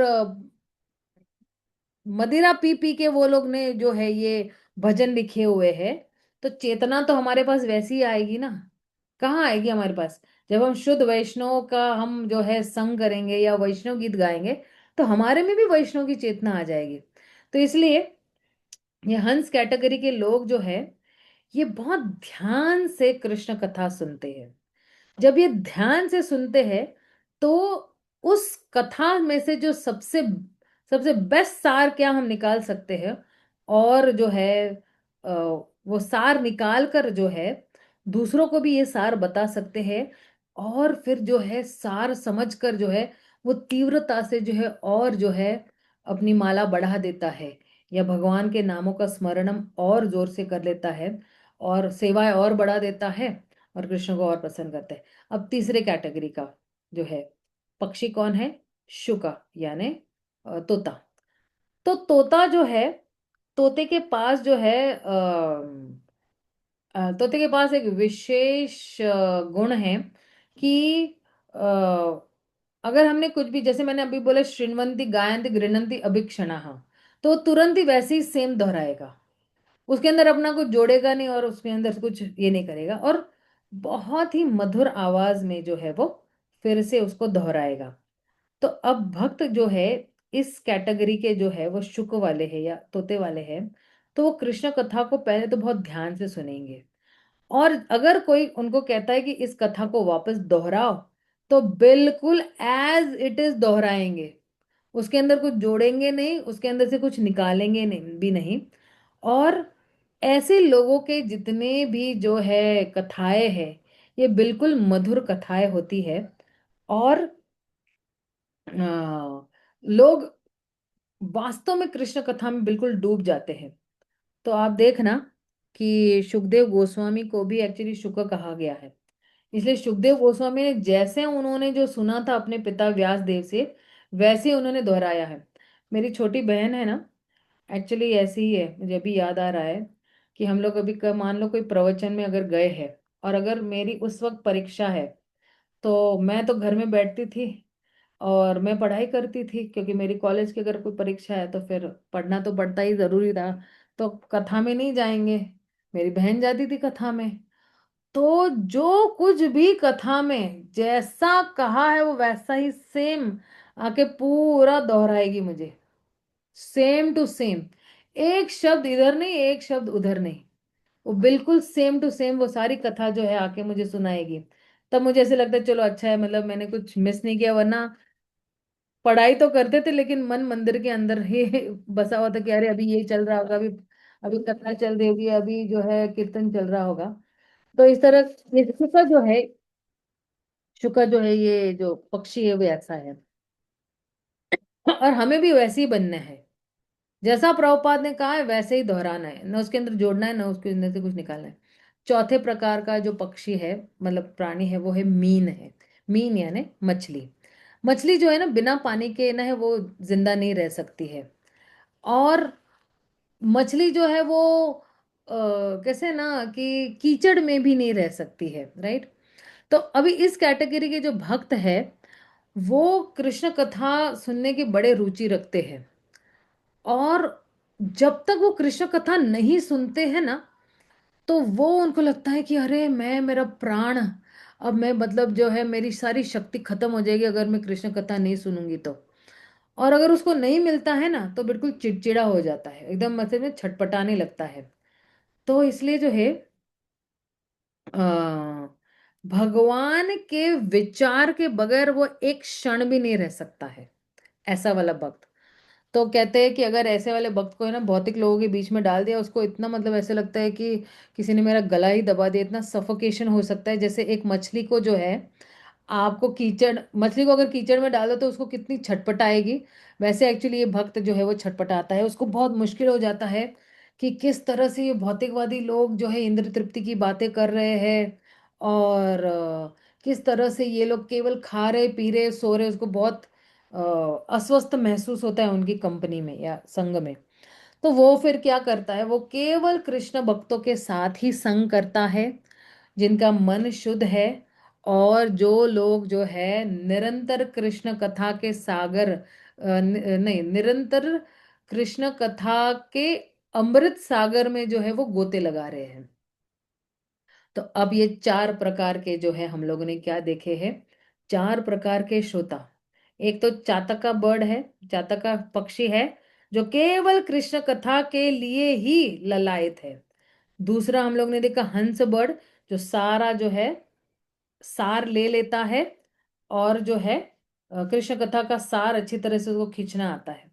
और तीसरा शुका, कि बिल्कुल ध्यान पूर्वक जो है वो सुनता है, जो सुनता है वही, क्योंकि यहाँ से सुनोगे यहाँ से बोलोगे, जो सुनता है बिल्कुल वैसा ही तोते की तरह जो है वो रिपीट करता है या रटता है या कंठस्थ करता है। और चौथा है वो मीन है यानी मछली है। तो जो है इसके इसके पास जो है कृष्ण कथा के लिए इतना प्रेम है कि अगर इसको कृष्ण कथा कहीं सुनने नहीं मिलती है एक क्षण के लिए भी, तो वो उसको अपने आप को ऐसे लग रहा है जल बिन मछली लगता है उस व्यक्ति को। तो अब ये चार टॉप श्रेणी के वक्ता है, सॉरी श्रोता है। अब आइए देखते हैं चार निचली श्रेणी के जो है श्रोता। तो एक है सियार। सियार मतलब क्या कि उनके पास ना बहुत सारे इंटरेस्ट नहीं है, मतलब आध्यात्मिक रुचि नहीं है उनकी, ये कृष्ण कथा में भी नहीं है। लेट आएंगे कथा में, और फिर वो जाएंगे और भीड़ में बैठ जाएंगे, और फिर एक दूसरे से बातें करते रहेंगे, मोबाइल देखते रहेंगे, और फिर कभी कभी बहुत तर्क वितर्क भी बहुत करेंगे। और है ना पूरी कथा में है ना बिल्कुल, मतलब कैसे बोलते हैं ना कि पूरी कथा का में ना कि रंग में भंग कर देंगे। वक्ता को बिल्कुल चैलेंज करते रहेंगे। और अगल बगल वालों को भी बिल्कुल चैलेंज करते रहेंगे, अगल बगल वालों से जो है वो निंदा चुगली करते रहेंगे दूसरे लोगों की। ये एक्चुअली ये जो है सीआर वाली वृत्ति है। एक है भुरुंदा पक्षी। ये भुरुंदा पक्षी एक्चुअली ना ये हिमालय में रहता है एक्चुअली। और ये ना, ये जो कथा है ये जितनी भी संत है ना वहां से सुनता है, और फिर जो है दूसरों को जाके जो है वो सुनाता है। लेकिन वो जो सुनता है ना उसका अमल नहीं करता है, वो बोलता कुछ और है और चलता कुछ और है ना। मतलब अगर कुछ सुनेगा और लोगों को बोलेगा तो वो जो बोल रहा है ना, वो अपनी निजी जीवन में उसके अभ्यास नहीं कर रहा है ना। तो ऐसे जो है श्रोता जो है क्या करते हैं कि बड़ी बड़ी जो है आध्यात्मिक टॉपिक पे बात करेंगे, जैसे कि तो उनको सब कुछ पता है, लेकिन जो है वो वास्तव में अगर उनको बोलेंगे भगवान पे 2 मिनट का ध्यान कर ले भाई तू, तो वो नहीं कर पाएगा। उसको बोलेंगे एक जगह बैठ के 16 माला कर, नहीं करेगा। देखना आप मंदिर में भी आप देखना, कई लोगों को है ना, आप दिन ब दिन देखते जाएंगे, अरे ये लोग मंदिर में करने के लिए आते क्या है भाई। जब के समय गपर गपर गपर बक बक बक बक बक बक बक 2 घंटे करते रहेंगे, पूरा जब का समय निकल जाता है 5:30 से 7:30 का, और चलते रहेंगे चलते रहेंगे चलते रहेंगे। हम सोचते हैं कि अरे ये लोग मंदिर में की इसके लिए आते हैं क्या। एक व्यक्ति से बात किया 15-20 मिनट, दूसरे से बात किया, तीसरे से बात किया, 2 घंटे चले गए उस व्यक्ति के ऐसे ही। मतलब माला करते कब है। तो ये ऐसे ऐसे वाले व्यक्ति हैं। और तीसरा है एक जो है बैल, है ना। बैल मतलब क्या, ये जो है केवल जो है अपनी जो है अम, हम्म, अ, केवल जो है ये जो है ना बैल प्रकार के लोग है ना, उनको किसी आध्यात्मिक टॉपिक पे सुनना नहीं है। ये लोग अपनी जो है परिवार वालों के साथ मित्रों के साथ आएंगे केवल प्रसाद खाने के लिए। हम बोलेंगे ना बैल बुद्धि है तेरी, बैल बुद्धि ऐसे। तो उनको केवल क्या है, खाना जो है ना वही मैटर करता है। खाना मिल गया बस बहुत हो गया हमारे लिए। तो ये जो है दूसरी श्रेणी का है। और सॉरी तीसरी श्रेणी का है। चौथी श्रेणी का क्या है, ऊंट है। ऊंट मतलब क्या, ऊंट को क्या आदत होती है, वो पत्ते चबाने की आदत होती है। लेकिन पत्तों के साथ वो क्या चबा लेता है, कांटे भी चबा लेता है। और फिर जो है वो कांटे चबाते चबाते अपने खून को जो है वो क्या कर रहा है, उसको बिल्कुल जो है आस्वादन ले रहा है अपने खून का। तो ये वाले जो कैटेगरी के लोग हैं ना, ये लोग कृष्ण कथा सुनते हैं, लेकिन वो केवल जो है उनको जो नकारात्मक पात्र है या नकारात्मक कैरेक्टर है कृष्ण कथा में, वो बड़े प्रभावित करते हैं। मतलब उनको जो है अगर महाभारत का कुछ सुना होगा, तो उनको है ना बिल्कुल शकुनी से प्रभावित हो जाते हैं। और शकुनी का प्रेम अपनी बहन गांधारी के लिए कैसा है वो बड़ा प्रभावित करते हैं। या उनको केवल जो है कृष्ण लीला में जो है दिलचस्पी है, लेकिन कृष्ण लीला को जो है वो तोड़ मरोड़ के बिल्कुल उसका विपरीत बताने की आदत है। इसलिए जो है हमें श्रीमद् भागवतम जो है केवल एक प्रामाणिक स्तोत्र से ही सुनना है। और हमें भागवतम को बिल्कुल ध्यान पूर्वक सुनना है और बिल्कुल विनम्रता से सुनना है। और केवल गुरु कृष्णा की जो है कृपा पर निर्भरित होकर ही हमें भागवतम को सुनना है। हमें भागवतम को जीना है, हमें भागवतम को जो है महसूस करना है। भागवतम को हमें जो है सांस लेने, वी शुड ब्रीथ भागवतम। और इसलिए जो है ये जो संदेश है भागवतम का, उसको लेने के लिए बड़े ही हमें आतुर होना चाहिए।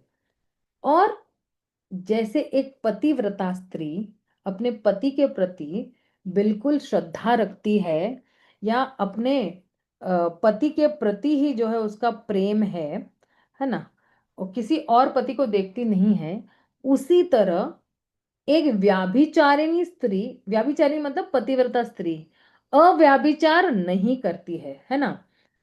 सॉरी सॉरी सॉरी, मैंने शायद उल्टा बोल दिया। अव्याभिचारिणी मतलब जो अपने पति के प्रति जो है वो जो है वो बिल्कुल ईमानदार है, श्रद्धा है उसको। लेकिन व्याभिचारिणी स्त्री है, वो 10 जगह मुंह मारती फिरेगी वैसे। ओके। तो इसलिए भागवतम में कह रहे हैं,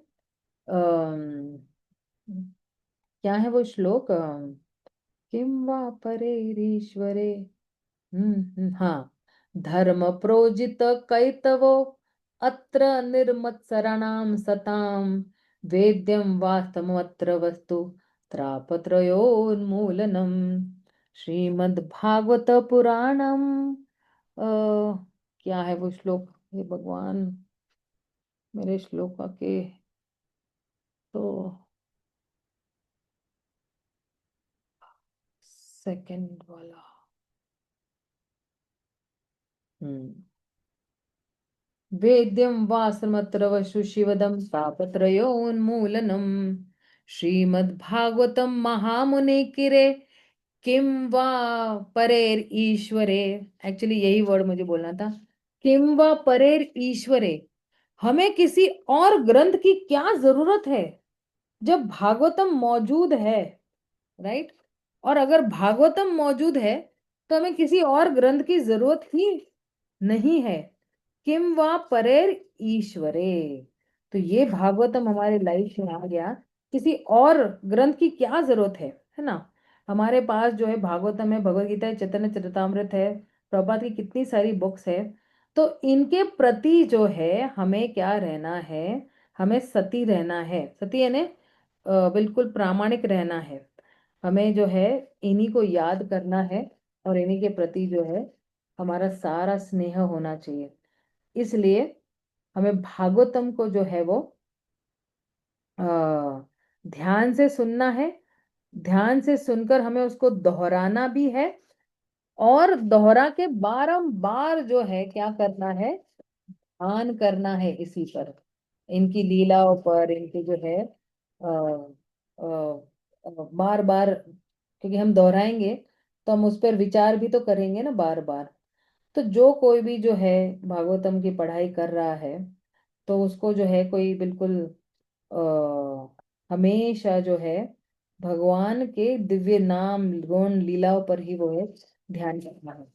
तो अब देखिए, ओके, हमारा ये जो टॉपिक है इस पे आते हैं हम लोग। ओके, तो जब हम संग करेंगे तो संग से ही हमें ये जो है ये शक्ति मिलने वाली है।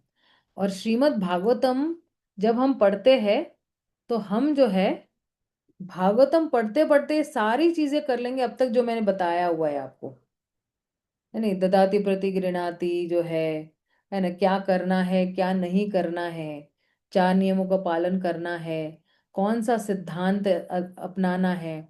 तो हम जो है सुनेंगे तो केवल कृष्ण भक्तों से ही सुनेंगे, बाहर किसी लोगों से हम लोग नहीं सुनेंगे। क्योंकि जो गलत संग है वो क्या है, वो प्रतिकूल है हमारी भक्ति के लिए। और शुद्ध संग जो है अनुकूल है हमारी भक्ति के लिए।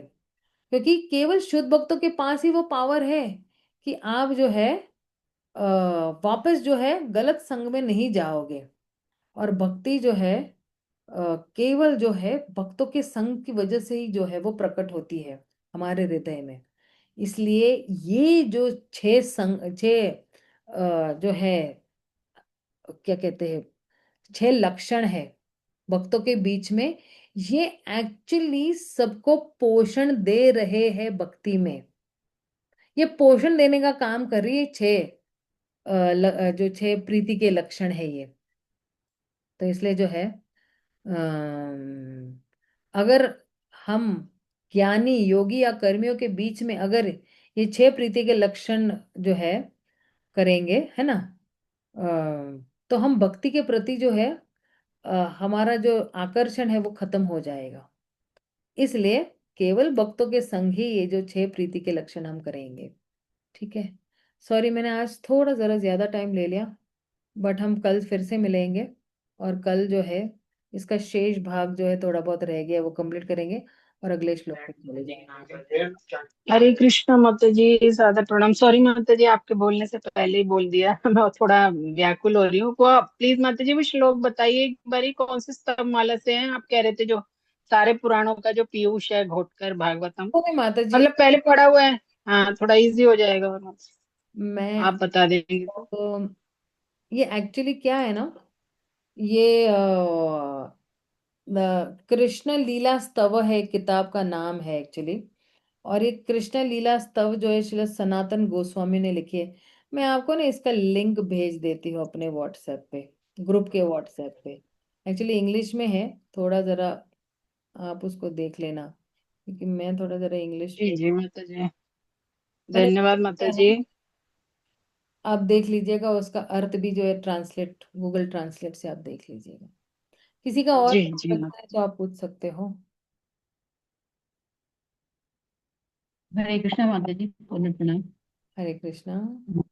माता जी, जैसे कि अभी हमें भक्तों का संग करना चाहिए, तो क्या हमें हमेशा उच्च भक्त का ही संग करना चाहिए? हमेशा ये ध्यान रखना चाहिए। ये अभी आएगा अगले श्लोक में, किस भक्तों का संग करना है हमें। 3 श्रेणी के भक्त हैं,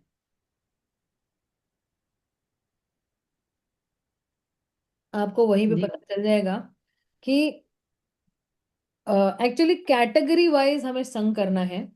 जैसे हम उन्नत भक्तों का संग 20% करते हैं, हमसे जो बाद में आए हैं तो उनका 20%, लेकिन जो हमारे साथ आए हैं या हमारे हम उम्र के लोग हैं, या क्या कहते हैं पियर्स जो होते हैं ना, जैसे हमारे क्लास में भी हमारे साथ ही छठी सातवीं आठवीं नौवीं में हमारे साथ ही आए थे, तो उन लोगों का संग जो है 60% करना है हमें। क्यों? क्योंकि ये जो हमारे साथ जो आए हुए भक्त है ना, यही हमारी कमियों को बताएंगे। उन्नत भक्त कभी आपकी त्रुटियां नहीं देखेंगे, और जो निचले वाले हैं वो बोलेंगे कि अरे हमारी क्या मजाल है कि हम अपने से सीनियर लोगों की त्रुटियां देखेंगे। तो अभी फिर हमें सुधारेगा कौन? तो जो हमारे साथ आए हैं भक्ति में या हमारे हम उम्र जितने हैं, वही लोग जो है हमें सुधारेंगे भक्ति में। कि अरे अरे कल तू है ना जब कर रही थी ना, बहुत सो रही थी, तेरी डुलकियां आ रही थी, जरा तू रात को जरा जल्दी सोया कर, तो फिर सुबह जब में ना तू नींद नहीं मारेगी। अरे कल तू क्लास में क्यों नहीं आई, तू मंगला आरती क्यों नहीं आई, क्या हुआ तेरे को? तो वो लोग हक से पूछते हैं क्योंकि उनको हमारी चिंता है। ऐसे नहीं कि नीचा दिखाने के लिए। अलग मेरी सहेलियां है ना, मुझे बहुत अरे क्यों नहीं आए रे तू कल? है, मैं बोली अरे मैं ऐसे ऐसे है, नहीं मिस मत करा, हाँ बहुत इंपॉर्टेंट है ये क्लास। कभी कभी कुछ मीटिंग्स में मिस कर लेती हूँ, क्योंकि यहाँ पे अगर कोई क्लास है या कोई दूसरी क्लास दे रही हो तो फिर वो मीटिंग और मेरी क्लास का टाइम क्लैश हो जाता है, तो मैं नहीं अटेंड कर पाती हूँ। तो पूछते हैं मेरी सहेलियां यहाँ पे। अब मेरे पास करीबन 15-16 सहेलियां हैं जिनके साथ मेरी बहुत अच्छी बनती है, ऑलमोस्ट यहाँ पे। और बाकी सारी की सारी, लेकिन कहते हैं ना कि एक दूसरे का हृदय अगर बिल्कुल बिंदास, मतलब बिना विचार किए मैं कुछ भी बोल सकती हूँ मेरी सहेलियों के साथ। तो ऐसी कुछ 15-16 मेरी सहेलियां हैं यहाँ पे कि मैं कुछ भी बोल सकती हूँ। मतलब मैं अपनी कमियां भी उनको बता सकती हूँ, और ऐसा नहीं कि मैंने अपनी अगर कमियां उनको बता दी है तो पूरा जाके मंदिर में ढिंडोरा पीट देंगे, वो भी नहीं, बिल्कुल कॉन्फिडेंशियल रखते हैं वो लोग।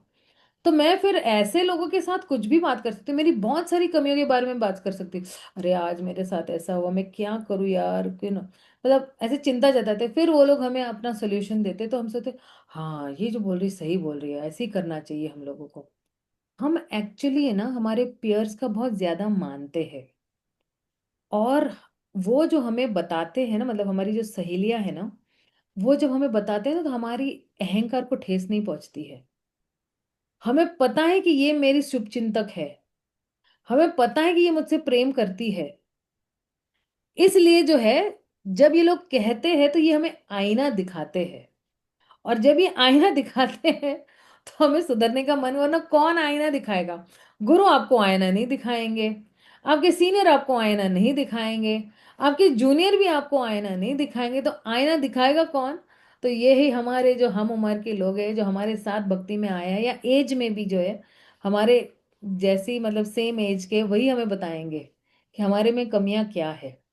या सेवा करते वक्त भी अगर मैंने कुछ गलत कर दिया है, अरे अरे कृष्ण रूपा तूने ऐसे किया था, ऐसा नहीं करना चाहिए था। बोला अरे अच्छा ऐसा था क्या, मैं मुझे लगा ऐसा था। नहीं नहीं नहीं, ऐसा नहीं है, ऐसा है। तो सेवा के वक्त भी अगर कुछ त्रुटियां हो जाती है तो वो हमें संभाल लेते हैं, और ये हमारा सबसे बेस्ट इमोशनल सपोर्ट है भक्ति में। अगर हम कहीं पे भी फ्रस्ट्रेटेड है, कहीं पे भी, चाहे भौतिक में चाहे आध्यात्मिक में कहीं भी है, अगर जाके केवल हम अपना दिल हल्का उनके पास कर देंगे ना माता जी, तो फिर जो है कम से कम अगले दिन की मालाएं अच्छी होती है। कभी कभी हमको है ना एक्चुअली कोई सोल्यूशन नहीं चाहिए होता है, क्योंकि कभी कभी उस चीज का सोल्यूशन होता भी नहीं है। यही सोल्यूशन होता है कि चैंड एंड बी हैप्पी। तो अपनी मन की बात जो है केवल बोलने के लिए कोई चाहिए होता है हम लोगों को। जैसे मान लो कभी पति और पत्नी, है ना, पत्नी का बहुत बुरा दिन गया पूरा दिन, और पति का बहुत अच्छा दिन गया है बाहर, चलो उसको प्रमोशन वमोशन मिल गई वो। अब पति का बहुत बुरा दिन गया है बाहर, पत्नी का बहुत बुरा दिन गया घर में अंदर।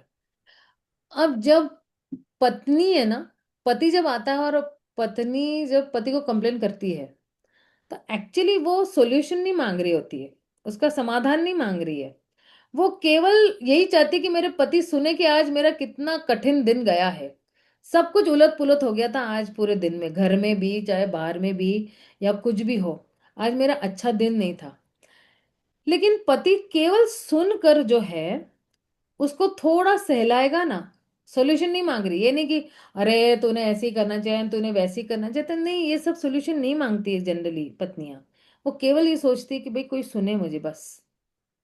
और उसमें पति अगर बहुत सेंसिटिव होकर जो है, वो कहेगा अरे डोंट वरी, सब सब दिन एक नहीं होते हैं, कल अच्छा दिन होगा, चलो मैं तुम्हें घुमाने ले जाता हूँ, चलो थोड़ा जरा दोनों जाके थोड़ा घूम आते हैं, है ना।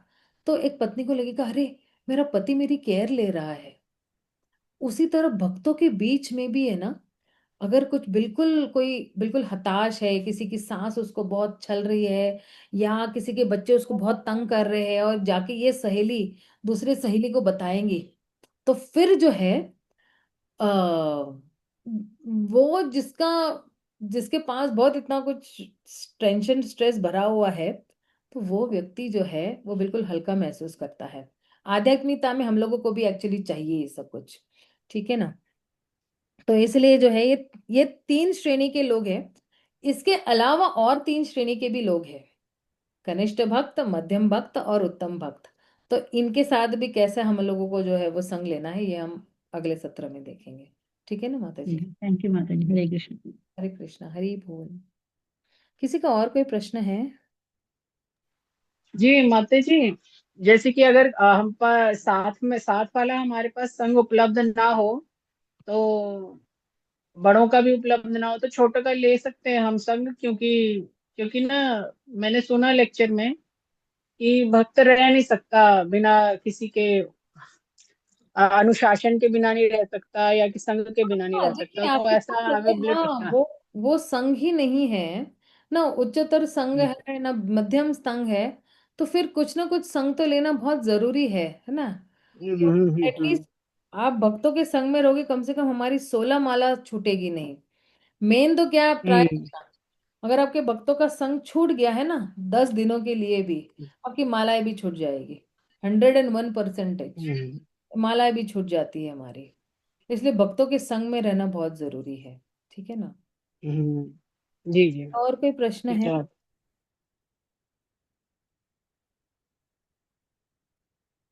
ठीक है, तो अब कल हम मिलते हैं।